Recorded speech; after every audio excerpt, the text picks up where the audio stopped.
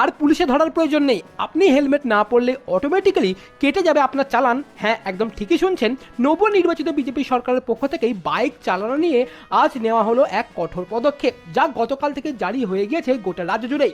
ভালো করে বুঝে নিন ঠিক কিভাবে কাটতে পারে আপনার পুলিশি চালান। এবার থেকে শুধুমাত্র মূল রাস্তা বা হাইওয়ে নয়, পাড়ার গলির ভিতরেও যদি কেউ হেলমেট ছাড়া বাইক চালান তবে তাকে তৎক্ষণাৎ পাকড়াও করবে পুলিশ, দেবে বড়সড় চালান। বারংবার একই ভুল করলে কিংবা হেলমেট ছাড়া ধরা পড়লে সংশ্লিষ্ট চালকের ড্রাইভিং লাইসেন্স পর্যন্ত সাময়িকভাবে স্থগিত কিংবা বাতিল পর্যন্ত করা হতে পারে, এমনটাই কিন্তু আজ নির্দেশিকা জারি করে বলা হয়েছে।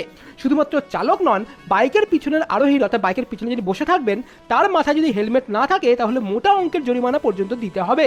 এবং সবথেকে বড় বিষয়, ট্রাফিক সিগন্যালে থাকা ক্যামেরাগুলোর মাধ্যমেও নজরদারি আরও বাড়ানো হচ্ছে।